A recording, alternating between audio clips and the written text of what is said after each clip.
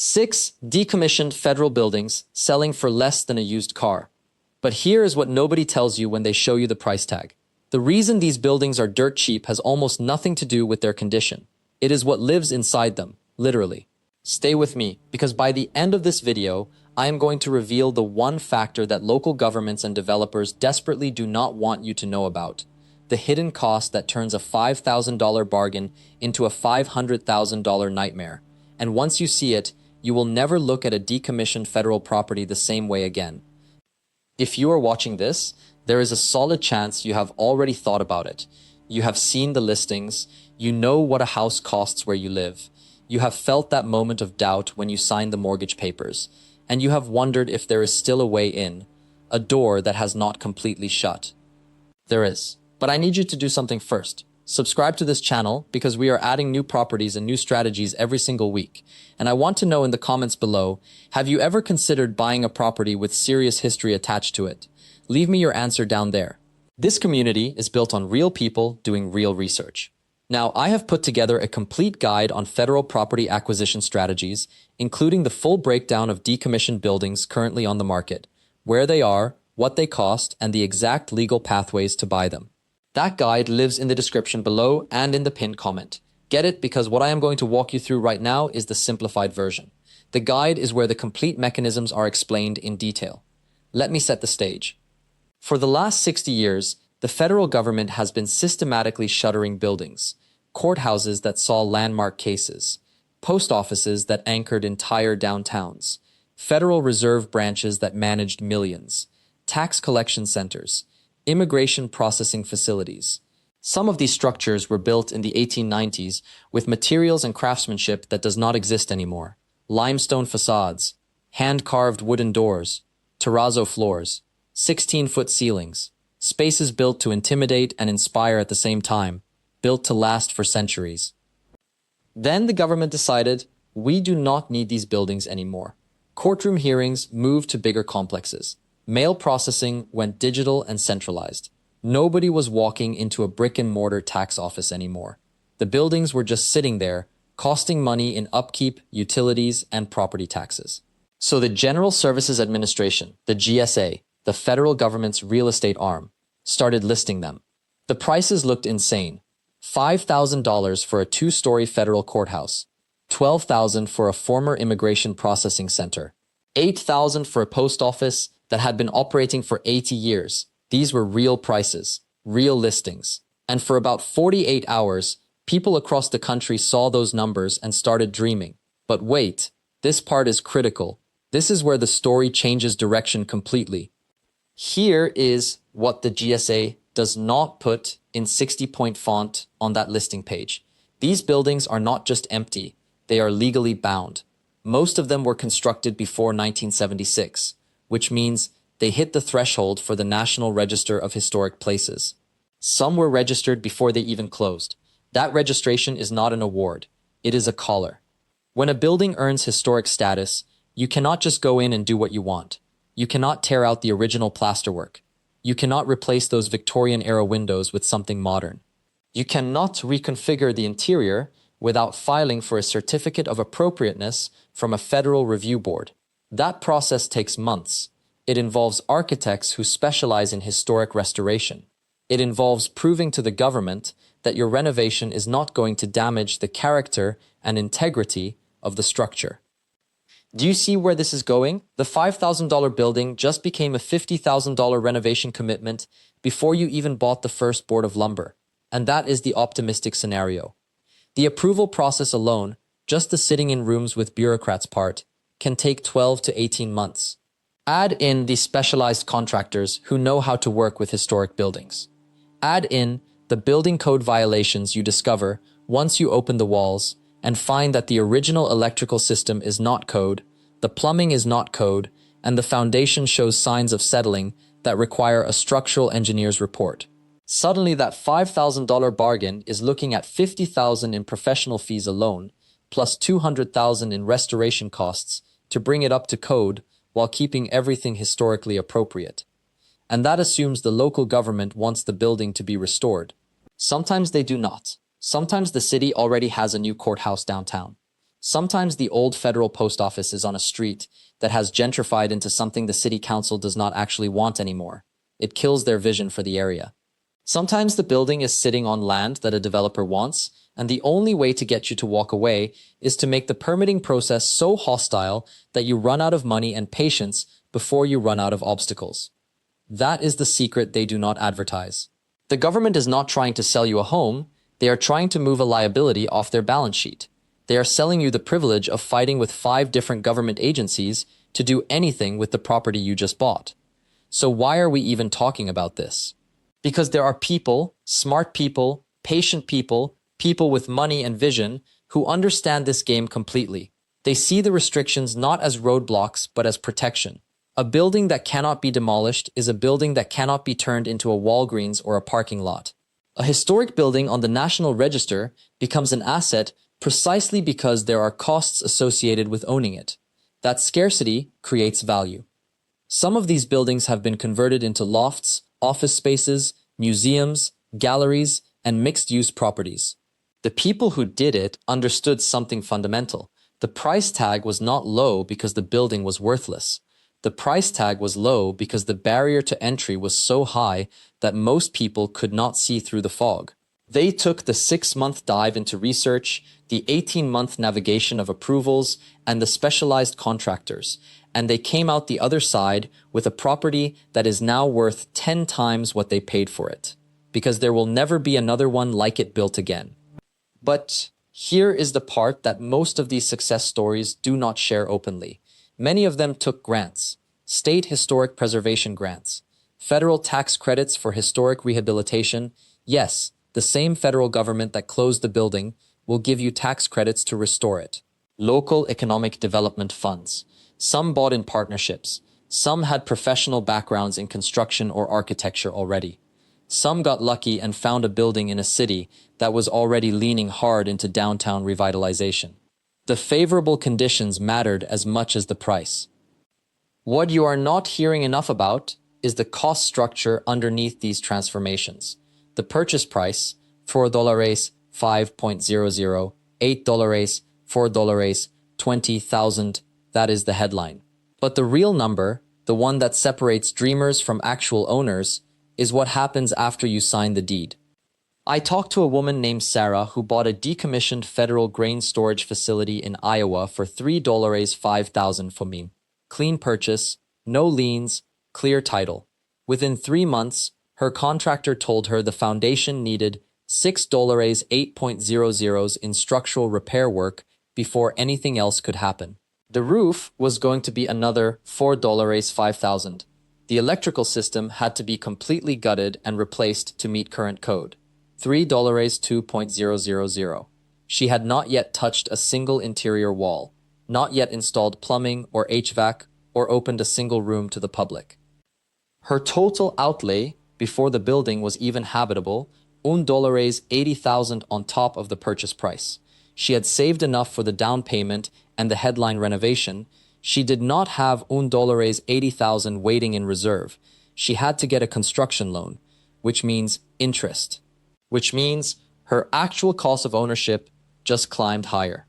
Wait, this part matters more than the purchase price itself, so I need you to stay locked in for a moment.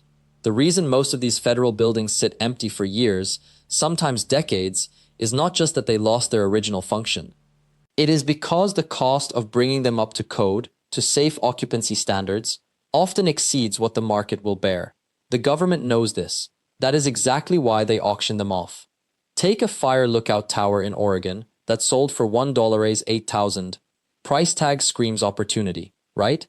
But that tower sits at 6,400 feet elevation. The road up to it is not maintained year-round. The nearest power line is 3 miles away.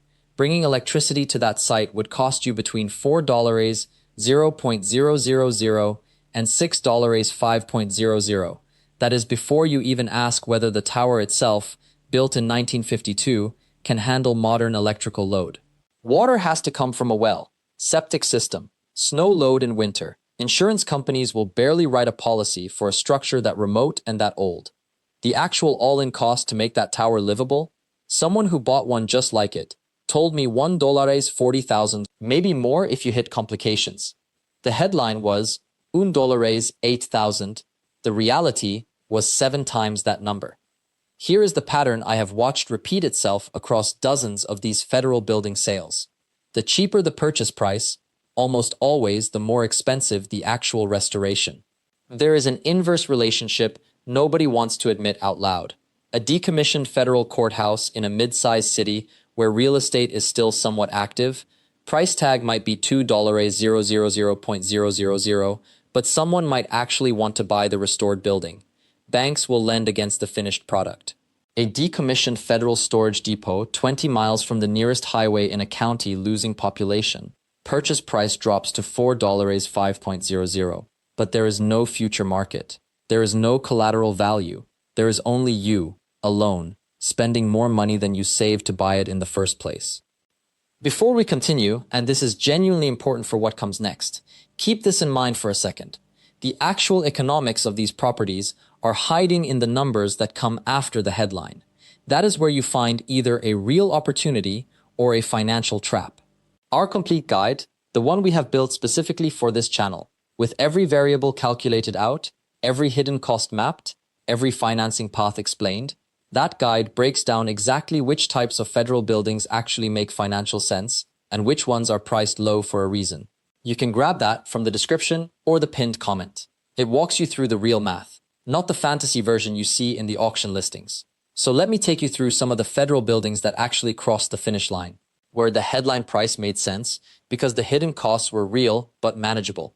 The old federal post office in Ashland, Kentucky, sold for $5,000 back in 2019. Built in 1936, yellow brick, Art Deco details on the cornice, a 3-story structure on Main Street where foot traffic still moved. 2 entrepreneurs from Cincinnati bought it with this exact question in mind. What if we did not restore it to match what it was, but adapted it to match what the town needs now? They did not try to make it a residential property. That was the critical decision. They knew the bones were good. They knew the location was good, but they also knew that turning a 1930s post office into a 3-unit apartment building was going to kill them with code compliance costs. Instead, they made it a mixed-use property. Ground floor became a coffee shop and local artisan goods market. The second floor became event and meeting space that rented to nonprofits and small conferences. The third floor became 2 small apartments for visiting artists and writers, revenue generating, but not the primary business. Their actual rehab costs ran $3.40,000, not the $5.5 headline. But those costs were offset by the revenue streams they built in. The coffee shop generated cash flow from month 1. The event rental space booked solid within the first season. The artist apartments were never empty. Within 18 months, they had recovered a meaningful portion of their investment through operations. Within 3 years, the property was valued at close to $8.50.000. That is the model that actually works with federal buildings. You do not buy them for the price, you buy them because of the location and the bones, and you accept that you are going to spend real money. But you also make sure that the building, once restored, can generate revenue or provide value that justifies the spend. A decommissioned Coast Guard station in Maine sold for $7.2. Built in 1958, oceanfront property, and that word oceanfront changes everything. The structure was sound. The bones were tight. What it needed was cosmetic work, updated systems, and a conversion plan. A couple who moved there bought it specifically because they wanted to run a small bed and breakfast focused on maritime history, dolarists, and coastal travelers. Their renovation came in at $1.85,000 cert. Again, larger than the purchase price. But the oceanfront location meant they could charge $1.20 to $1.60 per night per room. They ran 6 guest rooms. Even at a conservative 70% occupancy rate through the year, they were generating over $1.50,000 in annual revenue. That calculation made sense. The investment could pay for itself. The building had value beyond sentiment. The difference between a success story and a financial hole is not luck. It is not finding a magic building for $3.000. It is finding a building where 3 things align. 1. The location has some market demand or accessibility advantage, a town, a waterfront, proximity to tourism or population centers. 2. The structure itself is sound enough that you are not replacing the entire foundation or the entire roof out of the gate. 3. You have a revenue model in mind before you make the offer. You know what the building will become, you know who will pay for it, you know how the money comes back in. Without those three things, even a $4 0.000 federal building becomes a $2 50.00 mistake that you own forever. This is the part where most people stop looking. They see the price tag and they see the potential, and they do not see the trapdoor underneath. But you are still here, which means you are ready for the real conversation. The one that separates the people who flip these buildings into thriving spaces from the people who end up locked into a property they cannot sell and cannot afford to keep. Here is the secret I promised you at the beginning of this video. The price of the building is not your biggest expense. It never is. Your biggest expense is invisible at first. It is market context. It is the willingness of your community to support what you are trying to build. It is the invisible thread that connects a decommissioned federal courthouse to someone who actually wants to live in it, or visit it, or do business there. Without that thread, you have bought a beautiful ruin. With it, you have bought the beginning of something that compounds. I spent 3 years researching federal surplus properties. I walked through bunkers that sold for $18,000. I toured lighthouses listed at $95,000. I stood in old post offices and old courthouses and old armories, and the pattern was always the same. The buildings that succeeded were not the biggest or the newest or the most famous. They were the ones where someone had already answered 3 questions before they wrote the check. Where will the money come from? Who will pay it? How will they find me? The decommissioned firehouse in Vermont that became a boutique hotel sits at the edge of a ski resort. It did not become successful because the building was cheaper than others. It became successful because the ski resort brought 8,000 visitors a year within 5 miles of it. That is the invisible thread. The courthouse that was converted to condominiums in upstate New York is 10 minutes from Cornell University. Graduate students need housing. They have tuition reimbursement.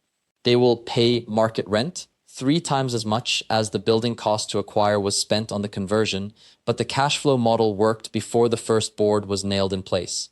A lighthouse on the coast of Maine that operates now as a bed and breakfast charges $290 a night in the summer, $350 in peak season. That building sold for $72,000. The owner will recoup the purchase price in less than 1 season at 35% occupancy. That is not luck. That is geography. Lighthouses are attractions. Tourists pay a premium to stay in one. The invisible market was already there. The building just needed renovation and management. Compare that to the decommissioned federal building that sold at auction for $8,000 in rural Montana. The building is structurally sound. The bones are good, but it sits 6 miles from the nearest town with a population over 200. The nearest serious population center is 60 miles away. Even if you renovated it perfectly, who would come, who would rent it, who would buy it from you when you try to exit? That is the invisible question, and it is the most expensive question on the entire form. Here is what I want you to understand before you make a move on any of these properties. The federal government has sold 15,000 buildings in the last decade. 15,000. Every single one of them was cheaper than the surrounding real estate market by somewhere between 30 and 70%. But 92% of those buildings that were purchased by individual buyers are still owned by the original buyer. They have not been resold. Why? Because the original buyer figured out too late that the math required more than just the purchase price. It required market demand. It required access. It required a business model that worked before the renovation began. The people who win with these properties are the ones who run backwards through the math. They do not start with the building. They start with the market. They find a town that is growing, a location near a university, a waterfront with tourism potential, a community where property values are climbing. Then they hunt inside that market for the cheapest option that exists. Often, that cheapest option is a decommissioned federal building that nobody else is looking at because everyone else is bidding on the obvious choices. It is the same principle that made those coal company houses valuable. It is not about the building in isolation. It is about the building in context. In 1945, a coal company house was worthless if the coal ran out. In 2024, a decommissioned federal courthouse is worthless if the town is dying. But a decommissioned federal courthouse in a town that is being revitalized, that is gold. That is a building that will appreciate.